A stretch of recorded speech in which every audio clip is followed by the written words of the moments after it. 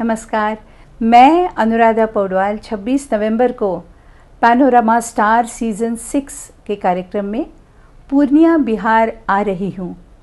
मुझे panorama group के निर्देशक संजीव मिश्रा जी ने बुलाया है, तो हम सब मिलते हैं पैनोरमा ई होम्स में शाम 7 बजे। नमस्कार। नीतीश कुमार जब एनडीए छोड़ करके महागठबंधन के तरफ आए थे तो कई नेताओं को इस पर आपत्ति थी, लेकिन दो लोगों की बात मानकर नीतीश कुमार पाला बदल दिए थे। इसके बाद पिछले 13-14 महीने में क्या हुआ, ये कहानी हम आपको कहने नहीं जा रहे हैं, लेकिन एक नई स्क्रिप्ट की बात कर रहे हैं जो पूरी तरह से अब रेडी हो चुकी है। आपको बता दें कि आरक्षण को लेकर के जिस तरह से बिना किसी हील हुज्जत के भारतीय जनता पार्टी ने समर्थन कर दिया, अब इस बात को लेकर के जदयू के भीतर भी चर्चाएं शुरू हो गई हैं।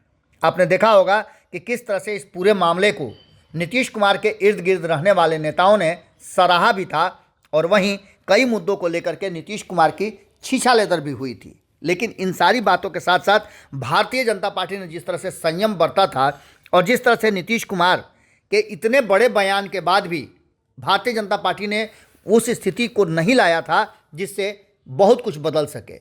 नीतीश कुमार ने भी तुरंत माफ़ी मांग ली थी और इन सारी बातों को कहीं ना कहीं ठंडे बस्ते में डाल दिया गया था। लेकिन एक मुद्दा जो नीतीश कुमार ने छेड़ा था आरक्षण और आरक्षण के बाद, उससे पहले जातीय गणना का, दोनों ही मामले पर भारतीय जनता पार्टी का समर्थन, और वो भी बिना शर्त, बिल्कुल समझ से परे नजर आ रहा था। किसी तरह का कोई विरोध नहीं हुआ था, हल्की सी भी कोई नोक झोंक नहीं हुई थी और न इस पर किसी तरह का कोई आपत्ति जाहिर किया गया था। लेकिन इन सारी बातों के साथ साथ अब परिस्थितियां बदलती हुई नजर आ रही है। उपेंद्र कुशवाहा का बयान हमने आपको बताया। उपेंद्र कुशवाहा के बयान से ये साफ नजर आ रहा है कि भारतीय जनता पार्टी और उसका पूरा कुनबा नीतीश कुमार को छोड़ करके पूरी तरह से हमला राष्ट्रीय जनता दल पर करना चाहता है, और इसको लेकर के तैयारियां भी शुरू हो चुकी हैं। आपको बता दें कि इस बात को लेकर के जहां एक तरफ नेता प्रतिपक्ष विधानसभा विजय कुमार सिन्हा लगातार बिहार में हो रहे अपराध को लेकर के नीतीश कुमार नहीं बल्कि राष्ट्रीय जनता दल को कटघरे में खड़ा कर रहे हैं, और उनका कहना यह है कि नीतीश कुमार को जितना जल्दी हो इस जंगल राज वाले से अपना संबंध विच्छेद कर लेना चाहिए, वरना उन पर यह लगातार ठप्पा लग रहा है कि वो जंगल राज को और अपराधियों को संरक्षण दे रहे हैं। इसके साथ साथ आपने देखा कि किस तरह से नीतीश कुमार के पुराने साथी सुशील मोदी भी नीतीश कुमार पर हमलावर हैं, और वो भी बिहार में हो रहे अपराध को लेकर के नीतीश कुमार से ज़्यादा राष्ट्रीय जनता दल पर हमला कर रहे हैं। और नीतीश कुमार को ये सब कुछ देखने, चूँकि गृह विभाग उनके पास है, इसलिए कटघरे में खड़ा कर रहे हैं। इतना ही नहीं, केंद्रीय नेतृत्व की तरफ से भी जिस तरह की बातें की जा रही है, उसमें आप नित्यानंद राय का बयान पूरी तरह से देख सकते हैं और उस बयान के मायने निकाल सकते हैं। अपराधियों के सामने राज्य सरकार ने घुटने टेक दिए हैं, इस बात को कहते हुए नित्यानंद राय सीधे हमलावर हैं राष्ट्रीय जनता दल पर। राष्ट्रीय जनता दल के साथ जब नित्यानंद राय ने पटना में एक बड़ा कार्यक्रम किया था और 21,000 से ज़्यादा यादवों को अपने पक्ष में लाने और सदस्यता ग्रहण कराने की बात की थी, तो उसके बाद से एक तल्खी और एक दूसरे के बीच में, लालू और नित्यानंद राय के बीच में दूरियां बढ़ी थी और एक दूसरे पर कटाक्ष भी किए गए थे। इन सब के बावजूद आपको बता दें कि नित्यानंद राय ने बिहार में कानून व्यवस्था को लेकर के सवाल खड़े किए हैं। उन्होंने कहा है कि बिहार छठ के दिन भी अपराधियों के कोहराम से अशांत रहा। इन सारी बातों को लेकर के उनका सीधे तौर पे कहना है कि अपराधियों के सामने प्रदेश सरकार ने घुटने टेक दिए हैं। प्रदेश का नागरिक आज यदि खुद को असुरक्षित महसूस कर रहा है तो इसके पीछे लचर कानून व्यवस्था है, और जिसके साथ नीतीश कुमार हैं उन लोगों का एक बड़ा, कहा जा रहा है कि इसमें प्रभाव है। एक बार फिर से ये घमंडिया गठबंधन बिहार में नहीं बल्कि पूरे देश भर में किसी भी तरह का कोई भी बेहतर काम नहीं कर सकता है, बल्कि अपने हितों के लिए लड़ाई लड़ रहा है। आम जनता के लिए कभी भी इनका कोई भी सोच या विज़न नहीं रहा है। तो वहीं आपको बता दें कि जिस तरह से विजय कुमार चौधरी ने, जो कि नीतीश कुमार के बहुत करीबियों में से कहे जाते हैं, उन्होंने भी कहा है कि भारतीय जनता पार्टी को चाहिए कि वो देश भर में, केंद्र की सत्ता पर है, देश भर में उन्हें जातीय गणना करा करके आरक्षण के दायरे को बढ़ाना चाहिए।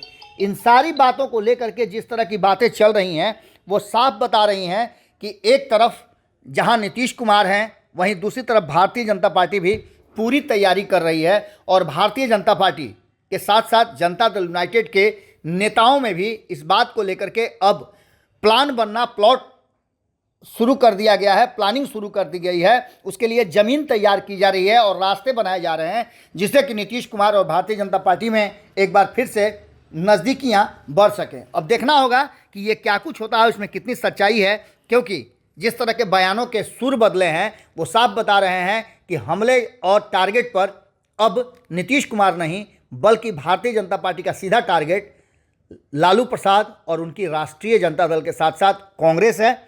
अब इस पूरे मामले में सब कुछ साफ होता हुआ दिखाई दे रहा है। कोहरा हटते ही ये पता चल जाएगा कि कितना ज़्यादा आज दिन में उजाला रहेगा। जुड़े रहिएगा भारत लाइव के साथ। बहुत बहुत धन्यवाद। नमस्कार, प्रणाम। अब जितने भी दर्शक हैं, मैं वीडियो के माध्यम से आप सभी को प्रणाम करता हूं, नमस्कार करता हूं और अपार हर्ष के साथ सूचित कर रहा हूं कि इस बार हम लोग का जो पैनोरमा स्टार का कार्यक्रम है, छठा सीजन में है और छठा सीजन का कार्यक्रम जो है 24 नवंबर, 25 नवंबर और 26 नवंबर को होने जा रहे हैं। मैं आपको एक एक दिन का जानकारी देता हूँ कि 24 में क्या फंक्शन होना है, 25 नवंबर को क्या होना है, 26 नवंबर को क्या होना है, ताकि किसी को कोई कन्फ्यूजन ना रहे और समय से आकर के कार्यक्रम में भाग ले सके। तो पहला दिन फ्राइडे का है और 24 नवंबर है। सुबह 10 बजे जितने भी बच्चे पार्टिसिपेट किए थे स्पोर्ट्स में, चाहे वो जिस किसी विधा में हो, क्रिकेट, बैडमिंटन, वॉलीबॉल, टेनिस, शतरंज, जितने भी प्रतिभागी हैं, रनर विनर टीम को आमंत्रित किया जाएगा। वो लोग आएंगे, उनको शील्ड, पारितोषिक और सर्टिफिकेट से सम्मानित किया जाएगा। सबसे पहला कार्यक्रम ये है।